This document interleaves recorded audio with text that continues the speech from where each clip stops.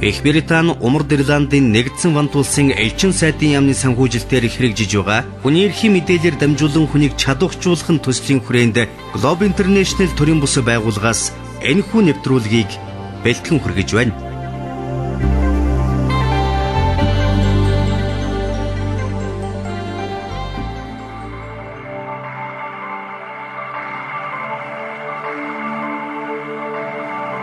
Хуулийн дагуу эрх, эрхийн дагуу хууль.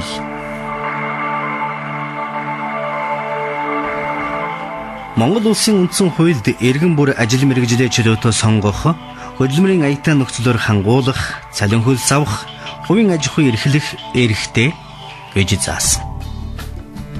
Хүн өөрийн хүсч сонирхсон мэргэжлийг эзэмшиж, хүч чадлаа сорихыг хүссэн тэрэл талбартаа ажиллах эрхтэй байх ёстой. Таны ажиллаж байгаа нөхцөл эрүүл, аюулгүй, ээлдэв дарамтгүй, ялгуурлал, шударга бус харилцаагүй. Монгол улсын хууль журмын дагуу үйл ажиллагаа явуулж, ямар ч тохиолдолд таны хөдөлмөрлөх эрхийг хамгаалдаг байх учиртай. Та шударга хөдөлмөртөө дүйдсэн цалин авч, хөдөлмөрийнхөө үр шимээр өөрийгөө болон өрх гэрээ тэжээн тэтгэх эрхтэй. Тэгвэл та энэ бүх эрхийн баталгаатай эдэлж чадаж байна уу? Ингэж асуугаад хүмүүсийн ихэнх нь үгүй ээ гэж толгой сэгсэрдэг. Хөдөлмөрийн орчинд дах хүний эрхийн зөрчигдлийн талаар Монголын үйлдвэрчний эвлэлийн дэргэдэх хуульчдын багийн гишүүн хуульч Саран Цацралтаас тодрууллаа. Яг хөдөлмөрийн орчинд хөдөлмөрлж байгаа энэ асуудал бол ихвчлэн одоо захиргааны дарамт, захиргаан сэрж байгаа хүмүүс тухайлах юм бол орчин үед аж ахуйн нэгж байгууллагын маань болохоор хувийн хвшил дандаа танил талх хамаатангууд тавцсан байдаг. Тэгэл нэг хүнтэй нэг хамаатных нэг хүнтэй лөв зургууд шууд ажлаас халчдаг.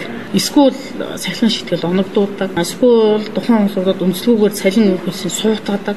Эсвэл тухайн хүнийг шууд ажлаас халаад юм асуудал нь цалин үлсийг өгөхгүйгээр маргаашээр нөгөөдөр ажил болгох юмар ихвчлэн одоо хуулийн хугацааг нь мэддэг.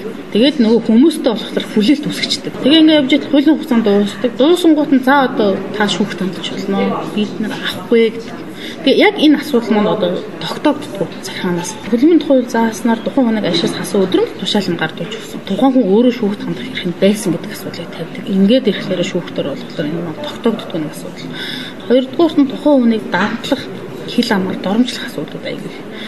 Гуравдугаарт нь хөдөлмөрлүүлснийг нь хэрэг хөлсийг өгдөггүй. Тухайн цалин үлсийг өгөхгүйгээр 2-3 сар, 4-5 сар хүртэл явж байгаа усуд аягүй. Хуульч Саран Цацралтын өгүүлсэнчлэн хөдөлмөрийн маргаантай холбоотой асуудлын дийлэнхийг ажилласан хууль бусаар халагдсан гэх гомдол зарга эзэлдэг байна. Хүмүүсийн ажилласаа халагдах шалтгаан нь янз бүрч хуулийн үндэслэлгүйгээр буюу шударга бусаар халагдсан нь их. Эргэн амар жаргал нийтийн тээврийн үйлчлэгээ эрхэлдэг нэгэн компанид кондукторын ажилтай байсан. Тэрээр баг хамт олондоо нэр хүндтэй байгууллагаас зарласан уралдаан тэмцээнд тогтмол амжилт үзүүлдэг нэгэн жигд бус хөдөлгөөнтэй нийтийн тээврийн хэрэгсэл дотор олон цагаар зогсоогоор ажиллах, зунд нь халах, өвөлдөө даарах, тоос шороо ихтэй орчинд байнга байх, олон хүнтэй харилцах зэргээр түүний ажлын хүндрэл дуусахгүй. Олон жил тасралтгүй дээрх маягаар ажилласан тэрээр савны хавдар тусч эмнэлэгт хэвтэх болсноос хойш удирдлагуудад ад үзэгдэх болжээ. Тэд түүнийг савл хийвэл эмнэлэгт хэвтдэг, ажлын горимд тасалдуулдаг гэж нүд үзүүрлэх боллоо. Мэргэжлээс шалтгаалсан өвчин гэдэг олон жилийн явцад ажмаар бий болно. Тийм өвчнөд ихэнхдээ байгууллагын насаар ахимаг ажилчид уртна. Харин ажил олгогчид тэднийг өвдөхийг зөвшөөрөхгүй. Залуу боловсон хүчнэр таныг солиим, зайгаан тавьж өг гэсэн маягтай хандах нь илбэг. Таах давхар чинь аах тавлаа аахтны мөнгөөр амьдралаа гэдгээ загнаад. Чиний ард бол одоо өчнөө хүн байна. Одоо ёстой орихс ус зөндөө байна гэл. Айгуу дарамттай. Нурдаас нь үг мөх хэлүүлэх. Эсвэл жоохон хил уг гаргах юм балаа тэгэж хууль зурцаа ингэж яасан. Гэл тэгээд талаа ичиж байгаа юм чинь. Энхэн хөдөлмөрлөх эрхийг зөрчөө зогсохгүй үндсэн хуулийн дах хүнийг насаар нь ялгуурлаж болохгүй гэсэн заалтыг ноцтой зөрчиж байгаа хэрэг юм. Амар жаргалч мөн ийм харьцааны золиос болж тэдгүүрийн наснаас өмнө ажилласан үндэслэлгүйгээр халагдчихэ. Хөдөлмөрийн тухай хуулийн 41-2 хүн ажил мэргэжил ур чадвартай тэнцэхгүй болсон буюу эрүүл мэндийн тэнцэхгүй болсон гэсэн заалт. Гэхдээ энэгээр ажил олгогч манд халахдаа бас процессын ажиллагаанууд хийгдэнэ. Тухайлбал тухайн хүнд 30 хоногийн өмнө мэдэгдэнэ. Бичгээр мэдэгдээд 30 хоногийн дараа 1 сар буюу түүнээс дээш хэмжээний тэтгэмжтэй халах ёстой. Амар жаргалыг халах тухай тушаал гэнтэл гарсан. Тушаал гаргах гэж байгаа тухай урьдчилан сануулаагүй.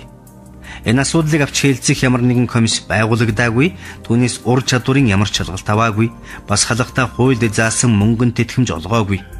Энэ бүхнээс дүгнэхэд түүнийг ур чадварын хувьд ажил мэргэжилдээ тэнцэхгүй гэсэн үндэслэлээр халсан нь анханасаа хууль бус үйлдэл болжээ. Энэ мэтлэн шудраг бусаар ажилласаа халагддаг үзэгдэл нийгэмд маш ихч иргэд өөрсдөө хууль эрх зүйн мэдлэггүй улмаас эрхээ хэрхэн хамгаалуулах, хинт хандах тухайгаа мэдэхгүй хохирсоор байна. Танд ч бас ийм асуудал тулгарвал хинт хандах вэ?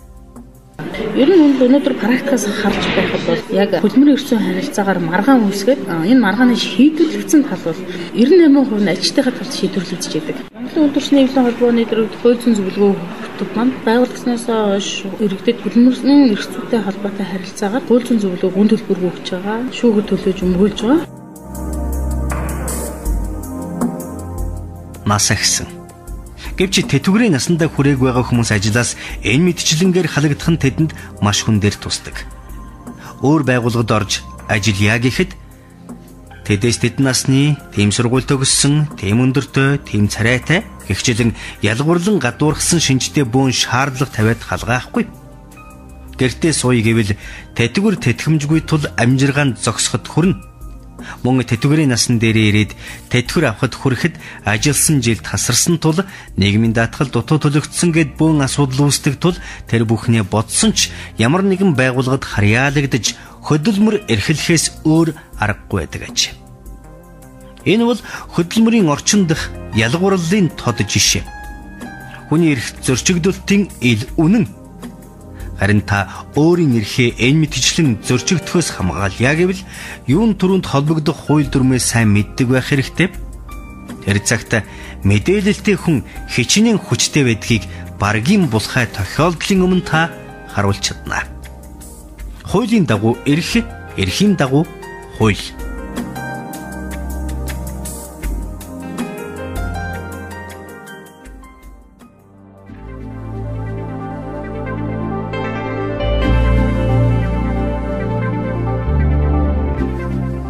Их Британи Умард Ирландын нэгдсэн вант улсын элчин сайдын яамны санхүүжилтээр хэрэгжиж байгаа хүний эрхийн мэдээлэлээр дамжуулан хүнийг чадвархжуулах төслийн хүрээнд Globe International төрийн бус байгууллага бүтээв.